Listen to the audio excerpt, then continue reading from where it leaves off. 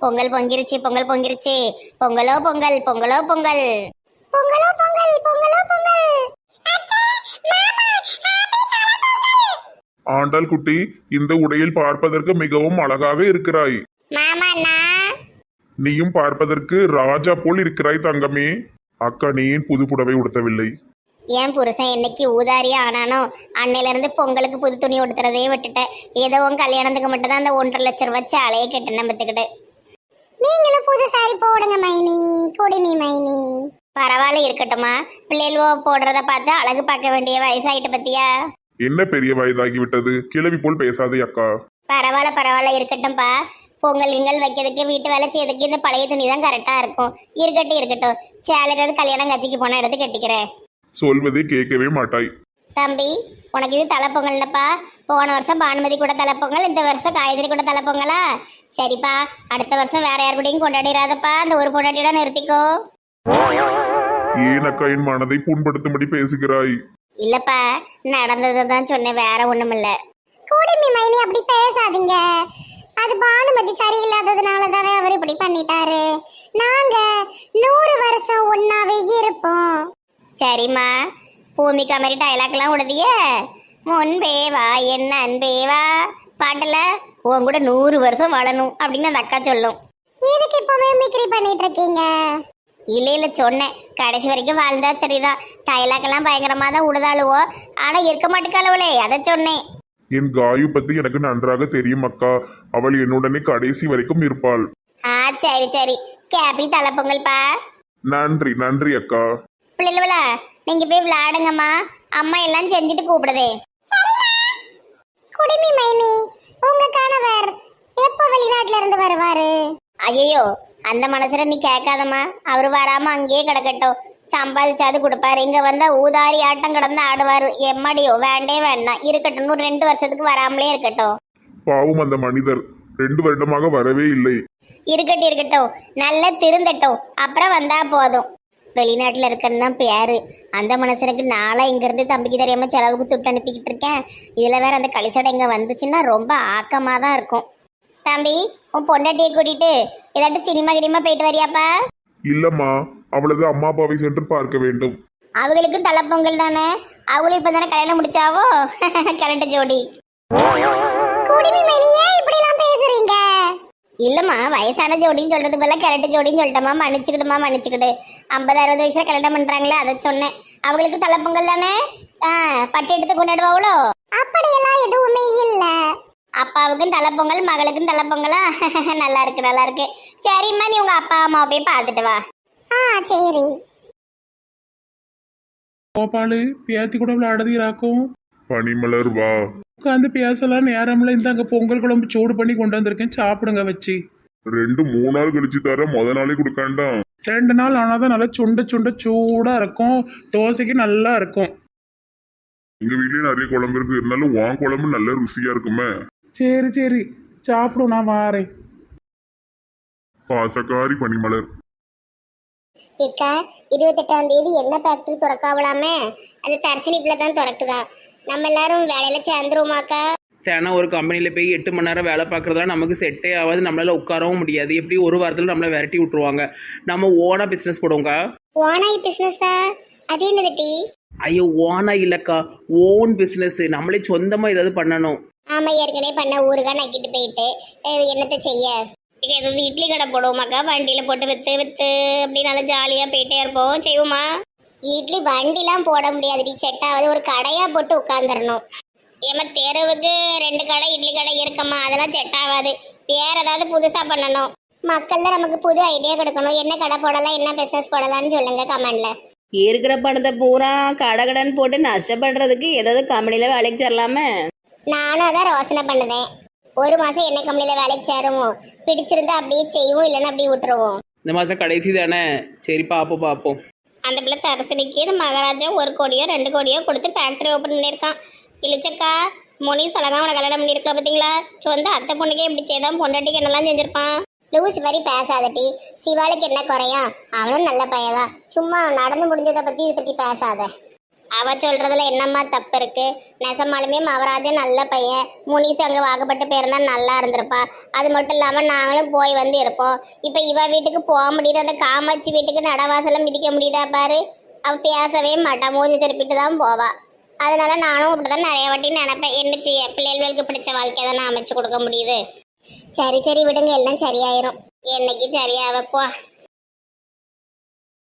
ஐயோ, இந்த குண்டு பையன் என் பேக்கரியிலேயே வந்து உட்கார்ந்துருக்கானே கடவுளே. தம்பி தம்பி, நீ போறியாப்பா? நான் கடையை பாத்துக்கிறேன்.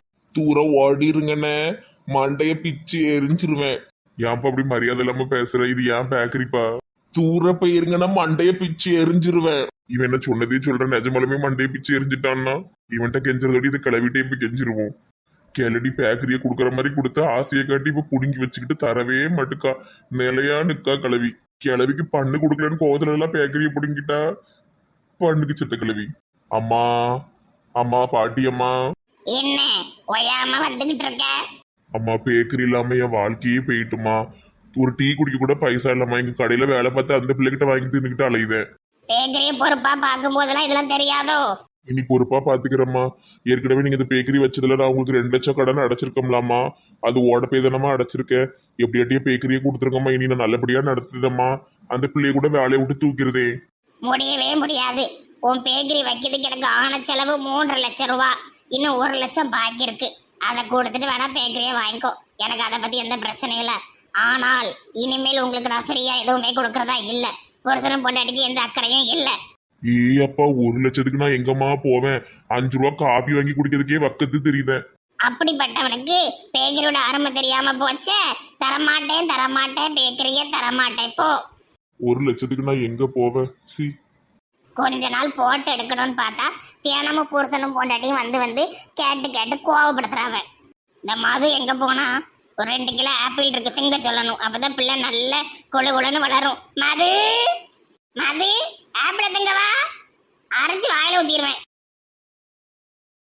கீதாக்கா, கீதாக்கா, என்னடி ஏன் அவசரமா எங்க போயிட்டு இருக்க? பேக்கரி இல்லாம எனக்கு ரொம்ப பைத்தியம் பிடிக்கிற மாதிரி இருக்கு. நான் பேக்கரி போய் கேட்க போறேன். ஏன் நீ எத்தனை வட்டி கேட்டாலும் அது கொடுக்க போறதில்ல. அதுக்கா மனசு தோணுச்சுன்னா தான் கொடுக்கும். நீ சும்மா அங்கே போய் மனசு உடஞ்சி வந்துக்கிட்டு இருக்காத. பரவாயில்ல, டெய்லி போய் கேட்பேன். ஏன் நெல்லு, நீ என் பின்னாடி வராத, போட்டி இப்போ. இவ வர வர இவ போக்கி எனக்கு பிடிக்கல. லூஸ் மாதிரி பண்ணிட்டு இருக்கா. எரிச்சலா இருக்குப்பா. சரி, நம்மளும் அவ கூட போவோம். பாவும் ஒத்தையில போறா. மம்மி மம்மி, இந்த வந்துட்டா படம் போடுறதுக்கு. மம்மி பேக்கரியே கொடு. உனக்கெல்லாம் சூடு சொரணம் இல்லை, சோத்துல உப்பு தானே போட்டுத்துங்க. எத்தனை வாட்டி தான் சொல்றது? இப்பதான் உன் புருஷன் வந்துட்டு போறான், அடுத்து நீ வாரியோ 2 பேரும் சொல்லி வச்ச மாதிரி வந்துகிட்டு இருக்கீங்களோ? அந்த ஆள் வந்ததே எனக்கு தெரியாது. அந்த ஆளால தான் பேக்கரி போச்சுட்டு அந்த ஆளை வீட்டை விட்டு துரத்திட்டேன் தெரியுமா? அந்த ஆள்கிட்ட பேச்சு வரதே இல்லை. நடிக்காத டீ, நடிக்காத. தலைமையில சத்தியமா மம்மி. மம்மி பேக்கரியே கொடு மம்மி. கொடுத்தது நீயே எடுக்கிறது தப்பு மம்மி. நல்ல பழக்கம் இல்லை. ஒருத்தங்களுக்கு ஒரு உதவி செஞ்சா அதை அப்படி விட்டுறணும். அது புடுங்கிறது வந்து சின்ன பிள்ளைகள் 1 ரூபா முட்டாயை கொடுத்துட்டு புடுங்கின மாதிரி இருக்கு. என்னனாலும் சொல்லிக்கோ, உனக்கு பேக்கரியோட ஆரம்ப தெரியணும். போட்டி என்னதான் பண்ணா கொடுப்பேன்? சொல்லு சொல்லு சொல்லு. உன் புருஷனுக்கு சொன்னதுதான் உனக்கும் சொல்லுதேன். 4 லட்ச ரூபா பேக்கரியில நீங்க எல்லா கடனும் அடைச்சிட்டீங்கன்னு 1 லட்ச ரூபாய் இருக்கு. அந்த 1 லட்ச ரூபாய் யார் முதல்ல கொடுக்கீங்களோ அவங்க பேக்கரியை எடுத்துக்கிடலாம். அதுக்கப்புறம் அந்த பேக்கரிக்கு எனக்கு சம்மந்தம் இல்லை, அவ்வளவுதான். 1 லட்சத்துக்கு நான் எங்க மம்மி போவேன்? இப்பதான் கடன் வாங்கினேன், அதுக்குள்ள திருப்பி நான் எங்க போவேன் கடனுக்கு? போய் பிச்சை எடுப்போ. பாட்டி ரொம்ப ஓவரா பேசாதுங்க. பணம் இருக்குன்னு ரொம்ப ஆடாதுங்க பாட்டி. என்ன இப்படி பேசுதீங்க? எடுத்து தெரிஞ்ச எங்க அக்கால கூட ரவுடியை கூட்டு வந்து மிரட்டிக்கிட்டு இருக்கியோ? உன்னை யார் வர சொன்னா? பாரு அது எப்படிலாம் நினைக்கணும். போட்டி நீ போ. ஏன் அந்த பாட்டி உன் மனசை ரொம்ப கஷ்டப்படுத்திக்கிட்டு இருக்க கோண வைக்கிழவி. நல்ல மரியாதை கொடுக்கால, கோண வைக்கலவியாம போய் விட்டி அங்க போ. ஆமா, அக்காளுக்கு பேக்கரி கொடுத்த மாதிரி கொடுத்து வாங்கிக்கிட்ட. நீ என்ன பொம்பளை கிழவி? கீதா இவ்வளவுதான் மரியாதை. 2 பேரும் வாயடிச்சு உடச்சிருவா, ஓடிடுங்க. ஏன் மட்டும் நீ வந்து கூட கொஞ்சம் கெடுத்து மண்ணலி போட்டுக்கிட்டு இருக்க என் விஷயத்துல? போட்டி இந்த கிளவிட்ட எப்படி கிடந்து நம்ம பிச்சை எடுக்கிறதுக்கு நேசமாலுமே தெருவில் போய் பிச்சை எடுக்கலாம். என்ன வரதுக்கு வருது பாரு. கோடி கோடியா ரூபா வச்சிருக்க ஒரு பேக்கரியே கொடுத்துட்டு நைஸா புடுங்கிக்கிட்டு நல்ல டெவல பணத்தை புடுங்கிக்கிட்டு. கீதா, இவ்வளவுதான் உனக்கு மரியாதை. மரியாதையா பெயரு, இல்லைன்னா உங்க 2 பேரும் என்ன செய்வேன் எனக்கே தெரியாது. ஐயோ, வடி மம்மி கண்ணில் நெருப்பு. அது அவ்வளோ கோவப்படதாமா சீனை போடுது. மம்மி மம்மி கோவப்படாத, கண்ணிலலாம் தீ எரியுது. மரியாதை 2 பேரும் போயிருங்க, இல்லை என்ன செய்வேன் எனக்கே தெரியாது. கெட்டா அவுட். ஏங்க வாக்கா, பெரிய பொல்லாத பேக்கரி. நாம சூப்பரா 10 பேக்கரி வைக்கலாமா? போ அவ கூட போ, 10 பேக்கரி உனக்கு வச்சு தருவா. என்னடி இப்படி வந்து காரியத்தை கெடுத்துட்ட? நெருப்புடா நெருங்குடா பாப்போம். அந்த கிளவி ரொம்ப ஓவரா பேசுதுக்கா. உன்னை ரொம்ப மரியாதை இல்லாம நடத்துது. நான் அதான் கோவப்பட்டேன். நீ எனக்கு எதுவும் நினச்சிக்கிடாத. தூரம் போ, நான் போறேன். பேக்கரி கிடைக்கிற வரைக்கும் நான் வீட்டுக்கு வர மாட்டேன். போ. எங்க கடைசியில் மெண்டல் ஆயிராத. நான் போறேன், நான் போறேன். அக்கா பாவம், பேக்கரி இல்லாமல் என்ன கஷ்டப்படுதா? ஏதாட்டு செய்யலன்னு பார்த்தா என்கிட்ட ஒன்றுமே கிடையாது. சார், இதெல்லாம் பார்க்கும்போது பழையபடி திருட்டு தொழிலுக்கு போயிடக்கூடாதம்மா. தப்பு. கன்சிகா, என்ன பார்த்துக்கிட்டு இருக்க? வாங்க முதலாளி ஐயா, மண்டக்கட்டு ஐயா. அது ஒண்ணுமில்ல, லாட்டரியில பணம் எதுவும் விழுந்திருக்கான்னு செக் பண்ணிட்டு இருக்கேன். பைத்தியக்காரி மாதிரி பண்ணாத. அதெல்லாம் ஒண்ணும் விழாதது எல்லாமே ஏமாத்து வேலை. சும்மா கிடைச்ச காசுல எல்லாம் லாட்டரி வாங்கிட்டு இருக்காத. எனக்கு கண்டிப்பா ஒரு நாள் வேணும்னு ஜோசியக்காரன் சொல்லியிருக்கான் முதலாளி ஐயா. அதிர்ஷ்டத்தை நம்ப கூடாது, உழைப்பதான் நம்பணும். கஷ்டப்பட்டு ஏதாட்டும் வேலை செஞ்சு நம்ம வாழணும். அதை விட்டுட்டு பணம் கொட்டும்னு நம்ம கனவு காண்றது இருக்கிற பணத்தையும் கொண்டு ஆத்துல போடுறதுக்கு சமம். ரொம்பலாம் வாங்க மாட்டேன். ஒரு 10 ரூபா லாட்ரி, 50 ரூபா லாட்ரி டிக்கெட் இப்படித்தான் வாங்குவேன். இதுக்காக தான் நான் வெளியூர்ல போய் வாங்கிட்டு வரேன்.